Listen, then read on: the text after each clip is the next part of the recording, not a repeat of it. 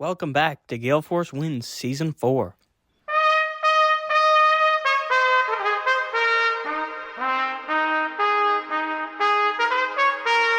Well, hello, folks. It's Jerry Carew on Gale Force Wins. This is what we call our Tuesday night inspiration.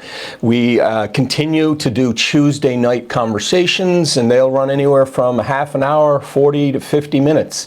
The other part of our business, as you may have seen, is to do custom content at conferences and trade shows and for businesses when we get embedded. But I can tell you this, there's nothing more inspirational for me personally, and I know I speak for Alan on this, is when we sit with people and delve into their journey. And that's what we're going to do here today. We want to delve into our journey. I was lucky enough a few weeks ago to meet Mher, and his journey to Newfoundland really inspired me.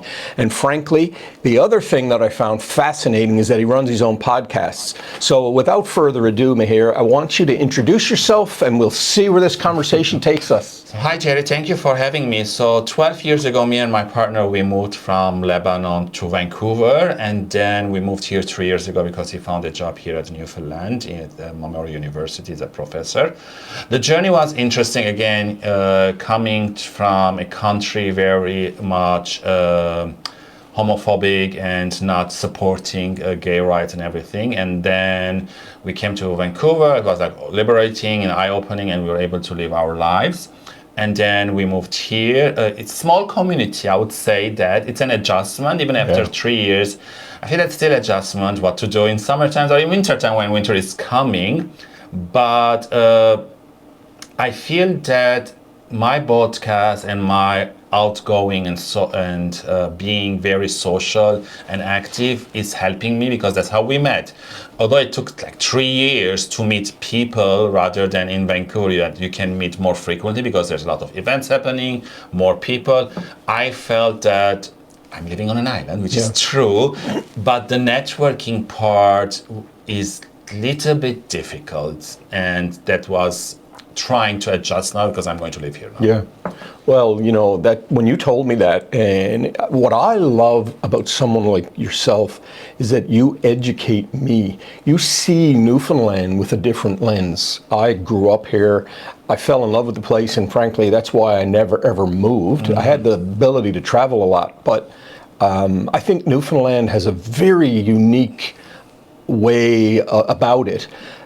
I don't think sometimes that it's because of that it's sometimes difficult for someone like yourself to get part of the network. It's a smaller, cohesive group. Would I be wrong in saying that? No, you're correct.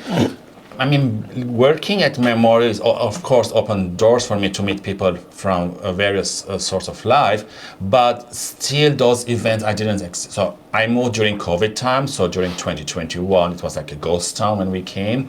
Although it was like, okay, we're going to work, meet a few people, but still it wasn't that active that I was in Vancouver and in the HR work, because I was in HR. And then when I heard that most of the HR activities were like online or were more volunteer, and I wanted to volunteer, but it took time, like I would say 3 years to get to the right people. And there wasn't a lot of events happening after working time. That was I was missing. And some people say, maybe you should start. I said, okay, I can start that, events, but where are the people? How I'm going to start meeting people? And then I feel that this year, little by little, I'm seeing more engagement in the community. I went to a CPHR conference. I went to a symposium. Now meeting you, other people. So I feel that there is hope, but it might take some more courage or engagement, or someone has to take the initiative. Okay, let's do this. Let's invite people over and let's have a conversation. Yeah. Well, it's, when we create a Gale Force Wins, we realize that conversations are important. And I think conversations with someone like you, again, I go back to the perspective of Newfoundland. I mean, Newfoundland is on the cusp of some of its greatest economic growth. I think I was telling you that at coffee. There's so much happening in the hydrogen, the wind, the mining, the technology sectors. We need people. Yes. So I think you've done an amazing job in 3 years. 3 years it goes by in a blink, as you know.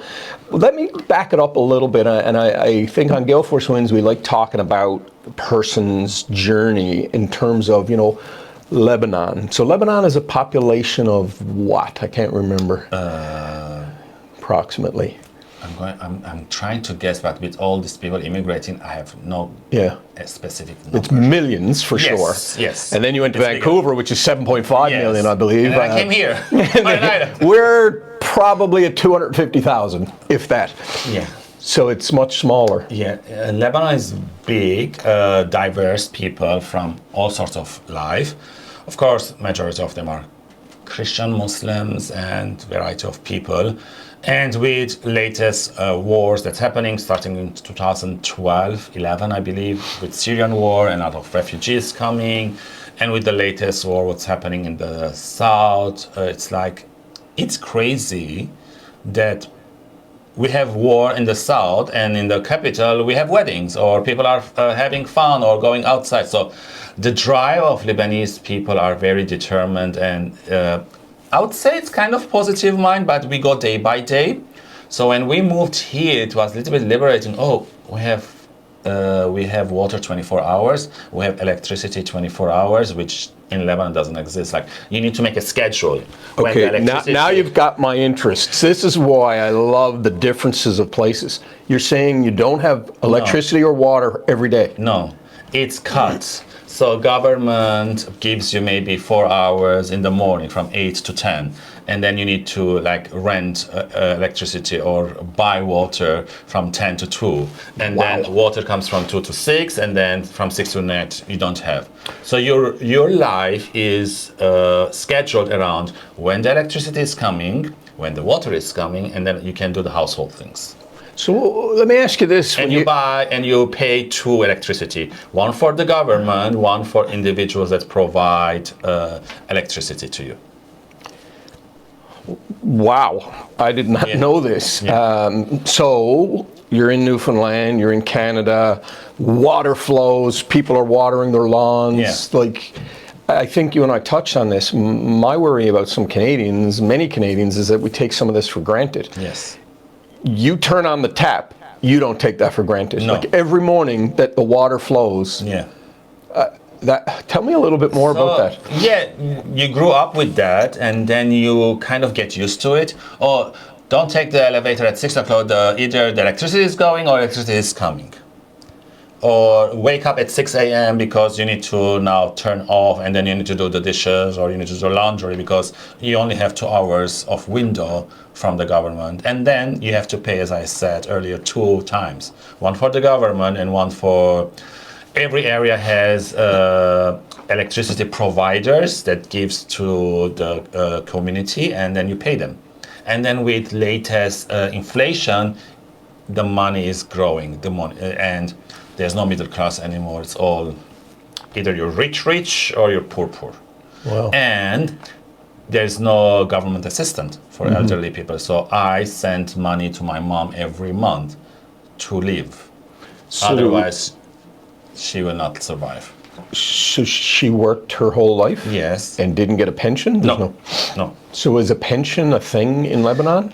Unless you do it on your own, like insurance company, then yes, but there's nothing from the government. There was talks a few years ago that elderly people will get some money from the government, but because economic situation, and we don't have a president for the last 3 years, so the country is moving, but as I said, there's a war, but the country is moving. People are working and paying bills and everything, getting married, everything, parties. But if you take someone, a Canadian or someone from here, to Lebanon to live, I don't know how they will manage it. Or sometimes when I was in Vancouver, I would say the kids or young adults, take them 1 or 2 months to live in Lebanon. They will have a totally different perspective than coming here in terms of, as you said, the water or things they ask from their parents, or even living with your parents. We know that sometimes, not every parent, when you turn 18, pay me rent. Yeah. That doesn't exist in Lebanon. You live with your parents till you marry, or till they die, or you stay there forever. So You contribute, but they will never ask you, pay me rent or get out. They will never say that. Let me ask you this. So as you have that experience in your life, that's where you grew up. How do you not preach to Canadians when you see complacency? And this is a safe place to talk about it, because I mean, I'm sure not everyone would want you constantly saying, well, in Lebanon, but I think I'd be that guy. Yeah. If I grew up like you did, that's what I would be telling Canadians. I would say that it depends who the people I'm talking to. If it's more like colleagues or close friends, I can reference that. You know, hey, by the way, in Lebanon, we do things differently. Or when the electricity is gone, okay, the electricity is out, okay, let's move on. Here, sometimes I feel that if electricity is out for 5 or 6 minutes, people panic.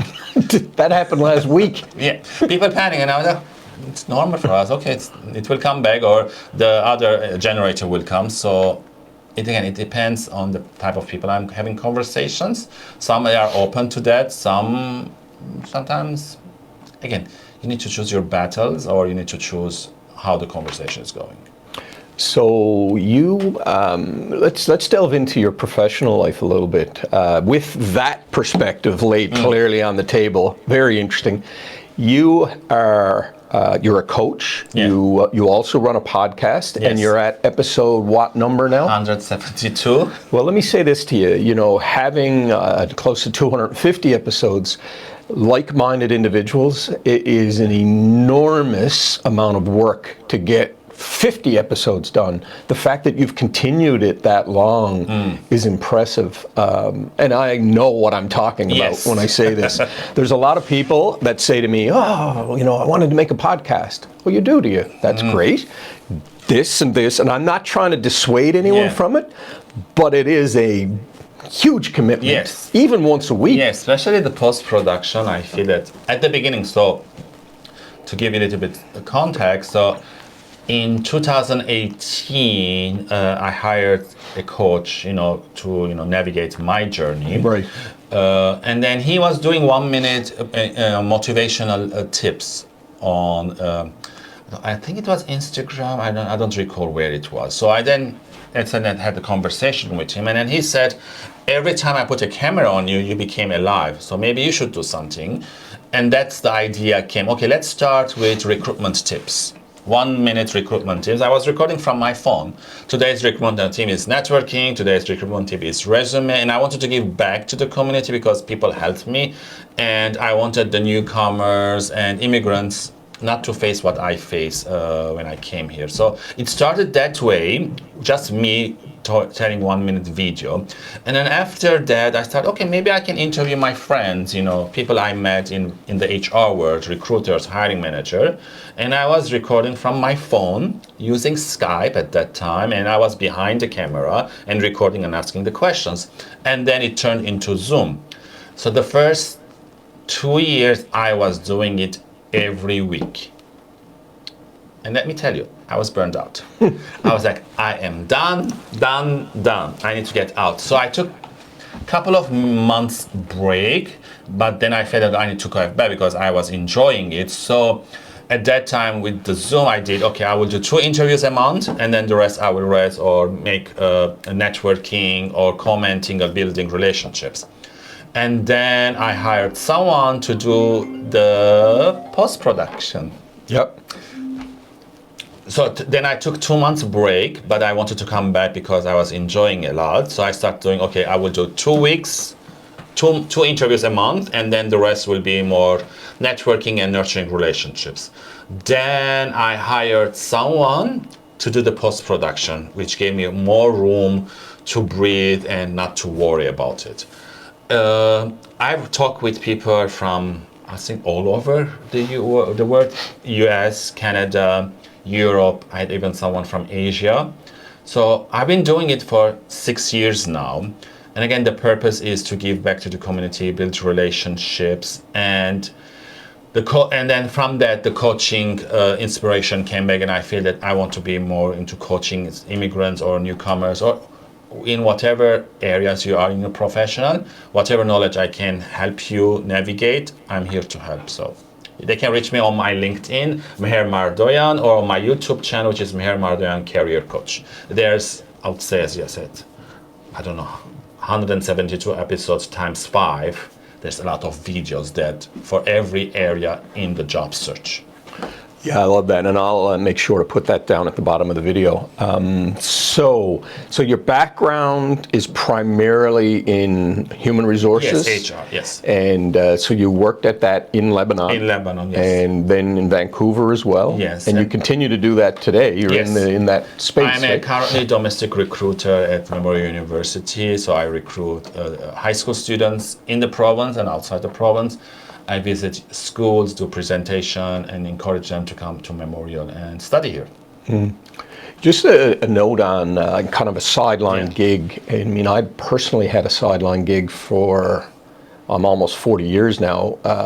Worked in the newspaper and radio advertising sales business, but I shot wedding videos on the weekends. And when I'm mentoring young people, what I say to them, look, you know, you're not going to make $10,000 a month doing something like this, but even if you could make $1,000 a month, put that money aside. Yes. And in 30 years' time, you'll be amazed at what it do. Now, I mean, there's lots of times you just can't put the money away. You need it. But what I love about what you're doing is you're providing a service to the Memorial University, but you continue your sideline. Yeah. And I mean, it's obviously a very important one. And I've said to other people in the HR space, what I struggle with when I became, and anyone who worked with me, you know, I'm really good in sales. That doesn't mean I'm really good in management, but I ended up in management. And then when you have, you know, 10, 20, 30 employees and dealing with all of the issues and that, honestly, there's nothing more overwhelming than dealing with some of the people issues, right? So I don't need to tell you, you're smiling. Difficult conversations, dealing with different personalities, you have to manage it. And a lot of times, like just listening, it's important because sometimes we want to jump and provide a solution, but I feel that as a leader, you need to be a good listener, absorb, and then provide perspective or things what's happening. Because sometimes, although lately a lot of people, I think previously they used to say, don't bring your whole self to work. I feel that nowadays you bring your authentic self, your work, whatever it is, because you cannot shut down. No. You cannot be someone different in home and different person at work. So a lot of times I feel that managers are being more empathetic and more listening, but I also feel that sometimes people get promoted to a managerial and they don't provide the skill set they need to be a good manager, because not every good manager can manage good people. No. Because you need to know where they are, what's happening with them, asking them questions. And sometimes when people leave, it's too late to ask what happened, because people leave not because of the job, people leave because of a bad manager. Yeah. Well, it's funny you say that. I mean, I love this conversation, by the way. I struggled personally with the management side of things because there were managers above me that did not like that empathetic way. They wanted more of a iron fist kind of approach. And to be honest with you, that is not me.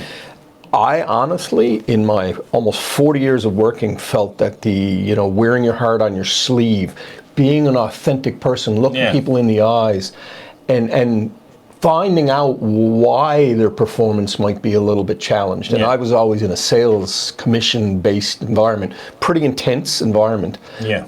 But I think, being a person that's empathetic garners more success as opposed to those that rule with fear. Yeah. And I've been through both many times, and the fear side of things is not fun. No. I mean, it exists in real life. There are managers are like that, numbers, or fist or fear, but it's not an ideal and good culture. It is a toxic culture because people these days, they want to feel like, because we spend half of our lives at work. Yeah. So we want to feel like welcomed and warm and be your authentic self, bring pictures of your partners, of your wives, whoever you are, or even your dogs, pets. You need to feel that space so that you can give. And if you feel a manager is helping you, nurturing you, in that sense, you give more than your job. Yeah. It doesn't become like 8 to 5, I go a paycheck and go home. No, you invest, you give more money, you be more creative. And that's what a lot of managers and people on LinkedIn, they are talking about. Being an empathetic leader is more important than just show me the numbers. Yeah. So your vision for the future, you're in Newfoundland, Yes. and let's acknowledge it's been challenging. You come from a population of millions to this smaller community. Hopefully this interview will help in terms of expanding that Yes. network. What do you envision for your future in terms of the podcast and anything else you're thinking? I feel that I would continue the podcast as long as I have guests. Currently, I am booked till the end of the year, which is great. And more people are coming. And I also like to be more in the guest seat than the host seat. So that also is happening. So hopefully there could be balance of both. It's interesting you say that. It's one thing to lead the podcast, which, in our world, Alan does most of the leading when it comes to that. But you're right. Being able to sit in this chair and have someone throw questions at you, we did no preparation for this whatsoever. Yeah. It's a way, I think, of getting value out of what you have to offer. Yeah. On that note, we often ask, what's a piece of advice you would give, and be that to a new immigrant, maybe you can do two pieces, to Canadians and to immigrants, or whatever way. What piece of advice would you give? If there are, I'll say two things at this moment, wherever you are in your career or in your job search, networking and being active on LinkedIn. I feel that those are the two things everyone should be doing, even if you have a job or you don't have a job. I mean, if you don't have a job, it becomes more challenging, and we can talk about it. You can reach to me on LinkedIn or watch some of my videos. But if you have a job, which I have, and I keep networking, that's how we met, because I knew someone who knew someone and introduced you, and here we are. Because you don't know what the future holds, and you don't know where this relationship or conversation will lead. Again, some people, I would say, see networking as a transactional. I need a job, can you help me? And I say it's not that way. You need to nurture the relationship. It's like watering like a plant, maybe singing to the plant, talking to the plant. Or the other example I give is that you go to a bank and you deposit money. So it's all about them, not about you. And then after a while, you can ask for a favor or something in return. Or I saw a job, do you know someone there? So I feel that new immigrants, even Canadians, that nurturing part, relationship is important, and being active on LinkedIn, because that's your digital presence. Nowadays, it's all about everyone is checking everyone. Like, who are you? As a thought leader, are you producing any content? What are your thoughts about various topics? And then you need to in order to do that, you need to know what your values are. You need to know what makes you your core values. So also you need to do value identification before talking to people, because mine is, the creativity, giving back to the community, spirituality, and that's why, I also do painting, because that's my creative side. That's why I do the podcast, because I also feel that part of me becomes alive when I'm in front of the camera or talking to people. Yeah. You said something that's really important in terms of my particular presence online, and that's LinkedIn.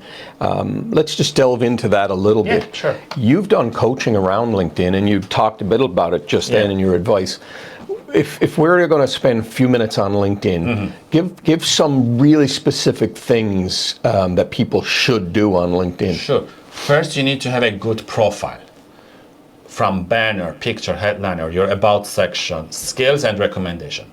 Don't apply to job, don't network if you don't have this full optimization, which also LinkedIn recommends. Have a good picture, smile in the pictures. This is not a passport picture, And then LinkedIn is an SEO friend. It's like your website. Yeah. You want your website to be good, right? You don't want to be cut or not good. So people visit your website and they want to see who you are. So that in the about section, you can tell your story, your past, your present, and where you want to go. And then call for an action at the end, DM me, message me, let's meet up. So first you need to do that. Spend an hour to fix it. And then you can reach out to me and I can check in as an audit. The next part is, in our busy life, you need to have at least 1 hour on LinkedIn engaging, commenting, Identify 10 companies, identify 10 influencers or people that you admire. Follow them, engage with their content, put comments in their content. Not just like, this is nice, this is good. No, add value. Oh, this was interesting. My perspective is this. The other part is also in the comment section, there are other people commenting. So they are like-minded people. Engage with their content and build relationship with them. That's another way to expand your network. So I feel that that's my piece of advice I can give on LinkedIn. Spend 1 hour at least on LinkedIn. Be strategic what you're doing and not just randomly.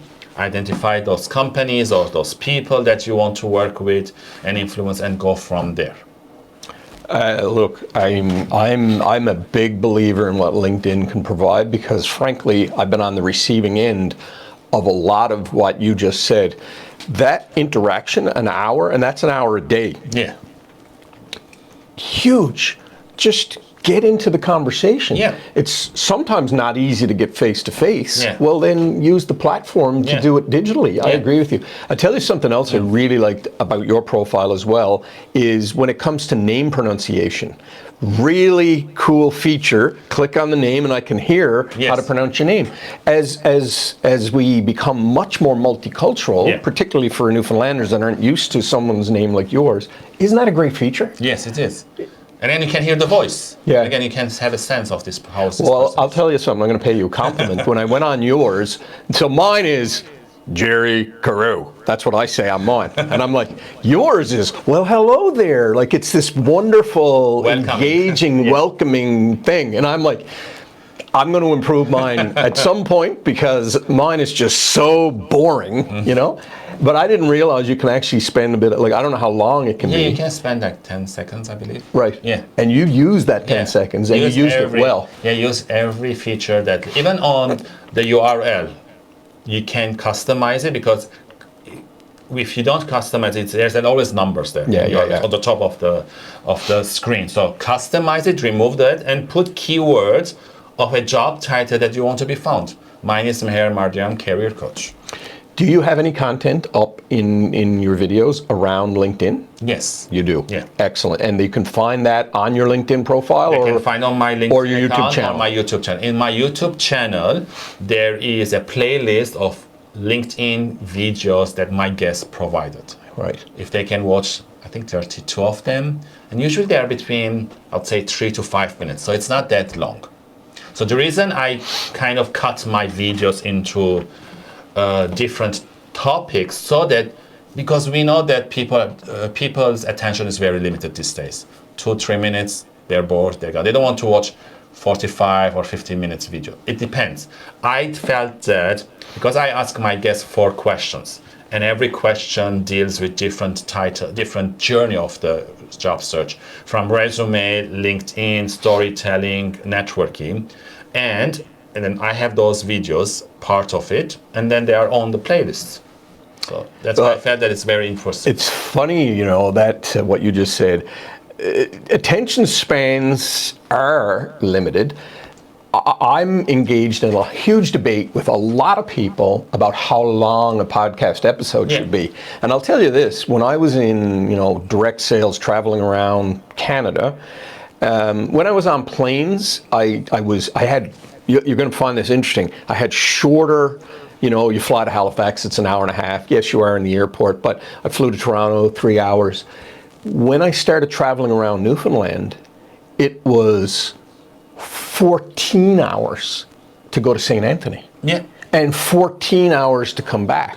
So and this is 20 years ago when podcasts were in their infancy, I would download, because you couldn't play them on Spotify, didn't exist, so I would download them. I had an iPad that had the capacity to take it, and I would plug that in. My point, though, to you would be that there are people out there, like our interview has been running for 30 minutes now. There are people that will listen to the entire thing. Yeah, they are. So, and there are podcasts that are long. It all depends what you want to give. Well, the other side, like this part about LinkedIn, what I'm planning, as you're talking, I said, oh my God, that's great. I'll clip that out. And we call it a wind gust. So, Mher is talking about LinkedIn. Well, here's a little snippet of LinkedIn, And I think on the LinkedIn platform, they encourage people to stay there. Right. So in my interviews, again, it might be 3, 5, 6 minutes. I only put 1 hour and 20 minutes on LinkedIn, and then the rest I put in the comment section for the full interview. Check the YouTube channel. Right. Because LinkedIn also wants to stay people there. But again, as you said, there are different parts. You said 1 hour and 20 minutes. 1 minute. Minute, 20 1 minutes. minute. 1 minute, 20 yeah, seconds. 20 seconds that I put it on LinkedIn, then the rest is on my YouTube. Yeah, I think a lot of people misinterpret that because you're right. And long form videos are hard to put up on social media. Yes. You know, Instagram's a good example. Yeah. You know, 2-3 minutes is Yeah. max. When you do the YouTube, and then now we're getting kind of into the technical side of Yeah. digital marketing, but the algorithm, the LinkedIn algorithm, loves it when it's proprietary video uploaded to their platform. Yes. When you take the YouTube link and put it into LinkedIn, they don't like that as much. And they actually have changed something recently. Did you see how now the thumbnail is much smaller? It used to be out big. Yeah. Now it's tiny, Yeah. right? So for anyone who doesn't know what a YouTube thumbnail is, when you go on his YouTube channel, you'll see all the thumbnails are created in a way with big text, maybe a number and things like that. Yeah. So it tries to stand out. I'm telling you something. I knew when we had coffee that this was, you've got a lot to offer. And here's what I'm going to say to you, you know, as someone who's born, raised, and lived here my whole life, someone like yourself coming to this community is incredibly important. As the economic fabric of this place grows, Yeah. more and more immigrants are needed. And you have such positivity just oozing through you, and the fact that you've done 170 interviews, 172, is incredible. And that's a huge body of work that you should be incredibly proud of. Yeah, I am. And it opens doors for me, and then that's why, you know, we met. And even my job in Memorial was because I've done the videos. Right. It's amazing, isn't it? Yeah. So I think, you know, the lesson for me in meeting you is that, you know, someone who has put that much work into something, but also, you know, I'm still struck by what you said about the electricity and the water in Lebanon. Yeah. As much as I've traveled the world, I've never encountered a time when that wasn't working. And I really sense that the perspective that you would bring to an individual, be it through your coaching, to Memorial University and your job, hopefully someone who's watching this hires you to help with some of the things that they need done. Yeah. You are bringing an enormously important perspective to this province. Thank and you, I Jerry. think you need to know that. Many times people don't throw compliments around, you know? I Easy to appreciate that. criticize. Yes. Easy to criticize, isn't it? Yes. But I spent an hour with you at a coffee, and we've been talking for 34 minutes Yeah, now. the coffee was supposed to be half an hour, and then we kept going and talking. Well, I mean, and what I'll tell you this: there's times when I deeply research people, you know, and then there's times when I don't. For most podcasts, we do not do much research. And we do that intentionally. I'm on the edge of my seat listening to you tell stories about your life. And then the people that are watching tend to be doing the same. They're trying to figure out where you're taking it all. Anyway, look, I'm gonna summarize my experience with you as saying this, is that you are an important addition to this province. I know it's not easy because it's so small compared to what you're used to, but I think we're on the cusp of such growth. And I mean, as you know, for me to travel from St. John's to St. Anthony takes 14 hours. This is a massive geography. And the mineral resources and all of that's here need people like you to help us figure out how to be better. So some final words, I'll throw it over to you. Like meeting you and other people like gave me a little bit, I would say, hope that it's an active community. It's not just dull. You know? Yeah. Especially in wintertime, like what am I going to do? Nothing. So I am a little bit more positive in the future and engaging in this conversation and relationships.